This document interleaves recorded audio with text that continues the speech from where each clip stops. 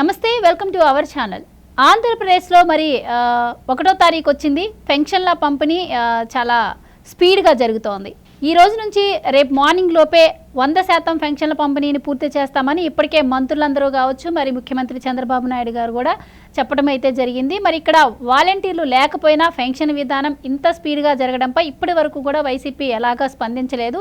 కానీ ఇప్పటి వరకు మనం చూసాం, వైసీపీ పెన్షన్ విధానాన్ని, పెన్షన్ను తనకే పేటెంట్ హక్కు ఉన్నట్టయితే ప్రచారం చేసింది. కానీ ఎప్పుడు కూడా 1వ తారీఖు పెన్షన్ అందించలేని పరిస్థితే మనం చూసాము. ఇక మరి అసలు పెన్షన్ విధానం ఎవరు స్టార్ట్ చేశారు, మరి నిజంగానే వాళ్ళు ప్రచారం చేసుకున్నట్టు పేటెంట్ హక్కులన్నీ వైసీపీకే ఉన్నాయా, ఎవరి హయాంలో ఎంతెంత పెన్షన్ పెరిగింది, మరి ఈ రోజు పెన్షన్ తీసుకున్నటువంటి లబ్ధిదారులు ఎలాంటి అభిప్రాయాన్ని వ్యక్తం చేస్తున్నారు, ఇవన్నీ కూడా తెలుసుకునే ప్రయత్నం చేద్దాం. మనతో ఉన్నారు టీడీపీ స్పోక్స్ పర్సన్ సూర్యదేవర లత గారు. నమస్కారం అండి. సో ఇప్పటి వరకు మనం చూసాం, వైసీపీ గవర్నమెంట్ అభివృద్ధిని పక్కన పెట్టి ఎప్పుడే సంక్షేమాన్ని ముందు తీసుకొచ్చింది. సో పేటెంట్ హక్కులన్నీ తనకే ఉన్నట్టు ప్రచారం చేసుకుంటూ వచ్చింది.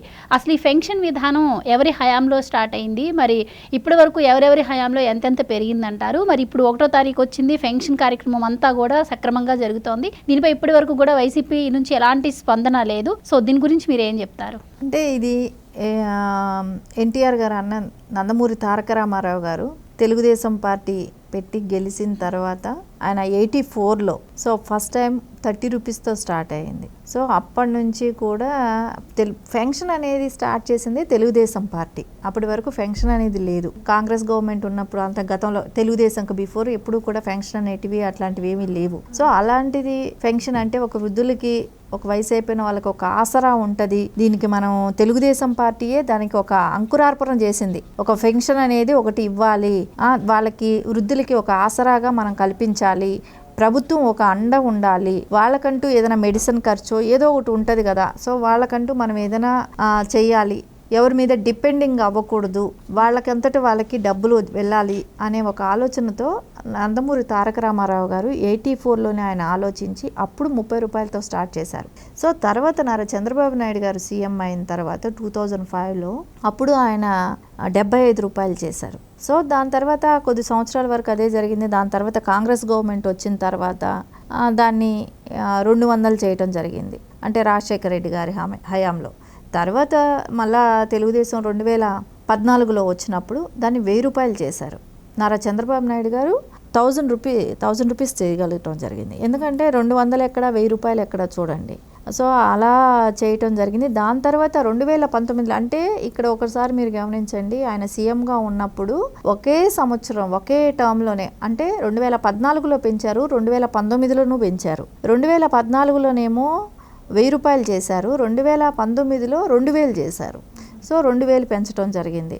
సో తర్వాత కూడా ఏం చెప్పారు, గెలిచిన తర్వాత నుంచి 2019 ఎన్నికల తర్వాత గెలిచిన తర్వాత నుంచి 3000 చేస్తామని కూడా చెప్పారు. సో కానీ అక్కడ దురదృష్టవశాతం ఓడిపోవడంతో జగన్మోహన్ రెడ్డి సీఎం అయిన తర్వాత అతను 3000 ఇస్తానని చెప్పి దాన్ని దశల వారీగా పెంచుకుంటూ 5 సంవత్సరాలు పట్టింది ఆయనకి 1000 రూపాయలు పెంచడానికి. ఆపసోపాలు పడ్డాడు ఆ 1000 రూపాయలు పెంచడానికి. ఆ చెప్పిన మాట ఒకటి, దాని తర్వాత ఆయన చేసిన పని ఒకటి. దాన్ని దశల వారీగా పెంచుకుంటూ పోతానని చెప్పి 250 అని చెప్పుకుంటూ 5 సంవత్సరాలు పట్టింది ఒక 1000 రూపాయలు పెంచడానికి. నారా చంద్రబాబు నాయుడు గారు మొన్న ఎలక్షన్లో మళ్ళీ ఏం చెప్పారు, నేను 4000 చేస్తాను అని చెప్పారు. ఏప్రిల్ నెల నుంచి నేను ఆ రోజు డిక్లేర్ చేసేటప్పుడు చెప్పినప్పుడు మహానాడు వేదికగానేమో చెప్పినట్టున్నాను. సో అప్పుడు ఆ రోజు చెప్పిన రోజు ఏం చెప్పారంటే, చెప్పిన రోజు నుంచి నేను 1000 రూపాయలు ఇస్తాను, నేను గెలిచిన తర్వాత 7000 రూపాయలు చేస్తానని చెప్పారు. సో ఖచ్చితంగా ఆయన చెప్పిన దగ్గర నుంచి, అంటే ఏ రోజైతే ప్రకటించారో వృద్ధులకి పెన్షన్ నేను 4000 చేస్తానని, అక్కడ నుంచి లెక్క పెట్టుకుని 3 నెలలది కూడా కలిపి 7000 రూపాయలుగా ఈరోజు ఇవ్వటం జరిగింది. సో ప్రజలందరికీ కూడా అండి, మనం చూస్తున్న టీవీ ఛానల్స్లో వీళ్ళలో చూస్తుంటే అనిపిస్తుంది చాలా సంతోషంగా ఉన్నారు. వాళ్ళ డ్యాన్స్లే కానివ్వండి, ఇంకోటి వికలాంగులకి అసలు నిజంగా చాలా గ్రేట్ థింగ్. అసలు వాళ్ళ పాపం ఏ పని ఇది చేసుకోలేరు, మెడిసిన్స్ ఖర్చు ఉంటుంది, పని చేసుకోలేని పరిస్థితి, లేచి తిరగలేని పరిస్థితులు, అలాంటి వాళ్ళకి 6000 రూపాయలు రావటం అనేది. సో అది వాళ్ళు కూడా గెస్ట్ చేయలేదు. ఆ రకంగా వాళ్ళకి వెళ్ళటం కానివ్వండి, వాళ్ళందరూ కూడా ప్రజలందరూ చాలా హ్యాపీగా ఉన్నారు. ప్రతి నియోజకవర్గం ఎమ్మెల్యే కూడా పండగలాగా అనిపిస్తుంది. ఎందుకంటే బాబు గారే పొద్దున 6 గంటల నుంచి ఆయన డైరెక్ట్ వెళ్ళి ఇవ్వటం జరిగింది బాధ్యతలకి. సో అది చూసినప్పుడు అదేలాగా ప్రతి నియోజకవర్గం ఎమ్మెల్యే కూడా అదే చేశారు. సో వాళ్ళందరూ కూడా అంటే మొత్తం ఏపీ రాష్ట్రం అంతా కూడా పండగ వాతావరణం నెలకొంది ఈరోజు. సో ఇప్పుడు జగన్మోహన్ రెడ్డి అలా అంటే ఆ టీం ఉంది కదా, నోరు పెగలటం లేదు, ఏం మాట్లాడాలో ఏం చెప్పాలో తెలియట్లేదు. అంటే అసమర్థుడికి సమర్థుడికి ఉన్న తేడా ఇక్కడ గమనించాలి మనం. ఒక అసమర్థుడు సీఎంగా ఉన్నాడు గత 5 సంవత్సరాలు 2019 నుంచి 24 వరకు ఒక అసమర్థుడు సీఎంగా ఉన్నాడు. సమర్థుడైన సీఎంను ఎన్నుకోబట్టి ఈ రోజు ఏపీ ప్రజలు ఆనందంగా ఉన్నారు. దీనిలో ఈ డిఫరెన్స్ అనేది ప్రజలకంటే ఒక రాజధాని విషయమే కావచ్చు, ఎడ్యుకేషన్ పరంగా కానివ్వండి, పెన్షన్స్ కానివ్వండి, మెడికల్ పరంగా కానివ్వండి, ఇవన్నీ కూడా పురోగతి తీసుకురాగలుగుతారు. ప్రతి రంగాన్ని కూడా పురోగతి తీసుకురాగలుగుతారు నారా చంద్రబాబు నాయుడు గారు. ఇన్ని సంవత్సరాలు అసమర్థుడిని కూర్చోబెట్టి రాష్ట్రం అప్పులు పాలవటమే కానివ్వండి, విద్యార్థులు ఇబ్బందులు పడటమే కానివ్వండి, డ్రగ్స్ రాష్ట్రంగా తయారు చేయటమే కానివ్వండి, ఒక డ్రగ్స్ హబ్ లాగా తయారు చేసేసాడు ఏపీని. అంటే ఎక్కడ మూలాలు డ్రగ్స్ దొరికినా దానికి వైజాగ్ సంబంధం అంటే లింక్ అనేది వచ్చింది. అవన్నీ రావడానికి ఎవరు? జగన్మోహన్ రెడ్డి అండదండలతోనే కదా. ఆయనకే మాఫియాతో టచ్లు పెట్టుకొని ఈ రోజు అక్కడ డ్రగ్స్ రప్పించడం కూడా కానివ్వండి. ఇక్కడ మనకు ఒకటే తేడా కనపడుతుంది. తెలుగుదేశం గవర్నమెంట్ వస్తే ఎంత స్వచ్ఛంగా ఏదైతే చెప్పారో అది ఖచ్చితంగా కూడా పాటిస్తారనేది ప్రజలకందరికీ ఒక భరోసా వచ్చింది. అదే ఈ రోజు అందరూ సెలబ్రేట్ చేసుకుంటున్నారు. అంటే తెలుగుదేశం వాళ్ళు పార్టీ వాళ్ళు మేమందరం గెలిచిన రోజు సెలబ్రేట్ చేసుకున్నాము. ఈ రోజు రాష్ట్రం ఏపీ ప్రజలందరూ కూడా సెలబ్రేట్ చేసుకుంటున్నారు. అంటే ఎవరు కూడా గెస్ చేయలేనిది. ఎందుకంటే అన్ని రకాలుగా అంటే వాళ్ళు కూడా నేను అనుకుంటున్నా ప్రజలందరూ కూడా ఒకటే అనుకున్నారు, సార్ మనకి ఇచ్చినా ఇవ్వకపోయినా పర్లేదు, నారా చంద్రబాబు నాయుడు గారు వస్తే రాష్ట్రమైన అభివృద్ధి చెందుతుందని అయితే ఖచ్చితంగా వాళ్ళందరూ ఆలోచన అది ఒకటే ఉండింది. మనకు పెన్షన్ ఇస్తారా ఇవ్వరా, ఇంకొకటి వికలాంగులైనా కూడా అదే ఆలోచించారు. ఎందుకంటే రాష్ట్రం ఈ రకమైన దివాలా తీసే టైంలో మనం ఆయన్ని డబ్బులు అడగటం కన్నా కూడా మన రాష్ట్రం బాగుపడితే భావితరాలు బాగుంటాయి అనే ఒక ఆలోచనలో ఉన్నారు అందరూ. ఎందుకంటే నేను క్యాంపెయిన్ చేసినప్పుడు కూడా వాళ్ళ ఆలోచన అదే ఉండింది. మాకు పెన్షన్ కన్నా ఇంపార్టెంట్, సరే మాకు ఈ వికలాంగులు కూడా అదే చెప్పారు, మాకు వీటికన్నిటికన్నా కూడా రాష్ట్రం ఇంత దారుణంగా దిగజారిపోయింది, నారా చంద్రబాబు నాయుడు గారు వస్తేనే ఈ రాష్ట్రానికి బాగుంటుంది.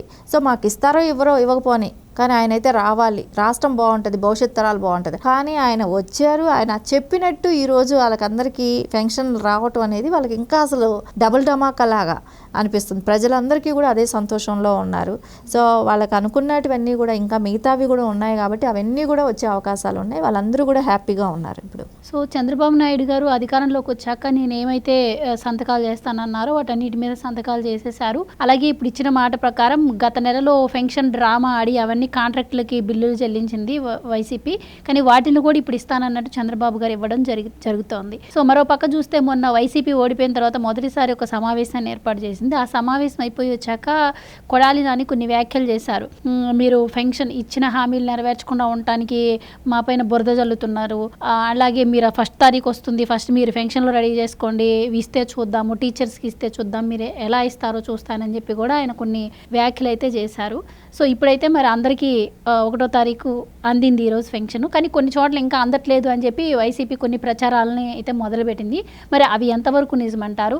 ఇప్పుడు మీరన్న అభివృద్ధి గురించి కూడా అంటే జగన్మోహన్ రెడ్డి హయాంలో ఎవరైనా కూడా డబ్బులు ఇస్తే తీసుకున్నారే తప్ప ఎవరు కూడా గవర్నమెంట్కి ₹1 ఇచ్చింది లేదు. ఎందుకంటే అంత అధ్వాన స్థితిలో ఉంది అంటారు కాబట్టి. మొన్న చంద్రబాబు నాయుడు గారు కుప్పం వెళ్ళారో లేదో అక్కడ మహిళలందరూ కలిసి ఒక చెక్కుని అమరావతి అభివృద్ధి కోసం అని చెప్పి ఇవ్వడం జరిగింది. సో ఇక్కడ అభివృద్ధిని ఎంత కాంక్షిస్తున్నారో ఆంధ్రప్రదేశ్ ప్రజలు ఇక్కడే అర్థమవుతోంది. సో మరి వైసీపీ చేస్తున్నటువంటి ఈ ఫేక్ ప్రచారాన్ని మీరేం చెప్తారు అని? అంటే ఇప్పుడు ఈ జగన్మోహన్ రెడ్డి అంటే కొంతమందిని పెట్టుకున్నాడు కదా. ఇప్పుడు బొత్సాకి వాయిస్ వచ్చింది, గత 2 రోజులుగా మాట్లాడుతున్నాడు, కొడాలి నాని మాట్లాడుతున్నాడు.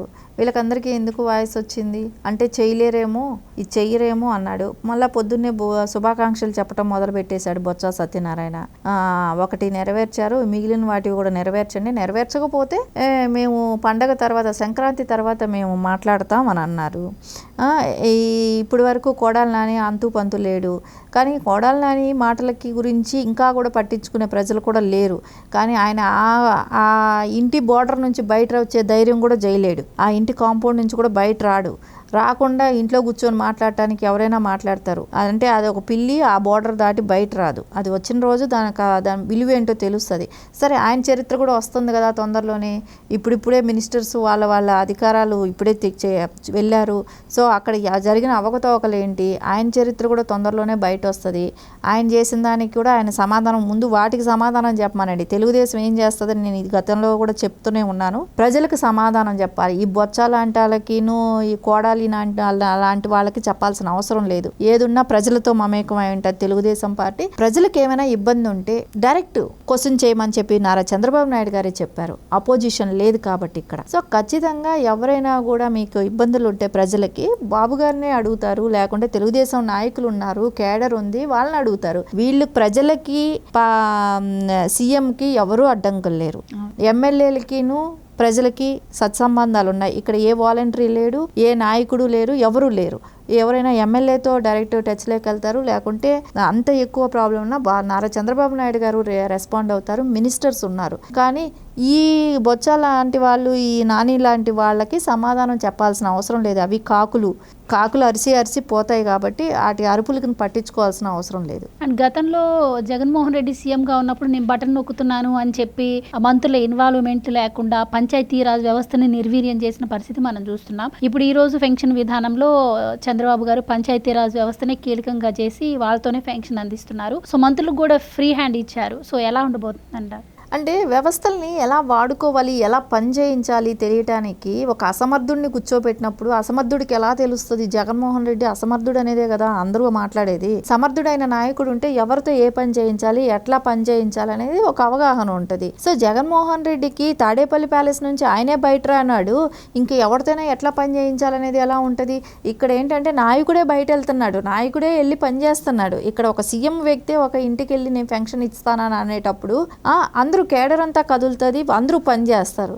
ఇక్కడ సీఎం జగన్మోహన్ రెడ్డి ఇన్ని సంవత్సరాలు ఏం చేశాడు? తాడేపల్లి ప్యాలెస్ లో ఆయన పబ్జీ ఆడుకుంటా కూర్చుంటే మిగతా ప్రజలు ఎవరు, ఇంకా మిగతా నాయకులు ఎవరు వెళ్తారు, మిగతా కేడర్ ఎవరు పని చేస్తారు? దానికని వాలంటీర్లని అప్పటికప్పుడు అంటే ఒక ప్రైవేట్ సైన్యాన్ని తయారు చేసి పెట్టుకొని వాళ్ళతో చేయించాడు. ఇప్పుడు అవసరం లేదు. గవర్నమెంట్కి అనుసంధానమైన వాళ్ళే వెళ్ళి పని చేస్తున్నారు. సో ఈ ఖచ్చితంగా ఆయనకి వ్యవస్థలను ఎలా వాడుకోవాలి, ఎలా పని చేయించాలి, ఎలా దానిలో మనం లబ్ధి పొందాలని ఇట్లాంటివి తెలియని వ్యక్తి జగన్మోహన్ రెడ్డి. ఈరోజు సచివాలయం సిబ్బంది వెళ్ళి పంచుతుంటే అందరికీ చేరుతున్నాయి కూడా. సో సక్సెస్ఫుల్గా కంప్లీట్ అయ్యింది కదా. Thank you so much. Thank you.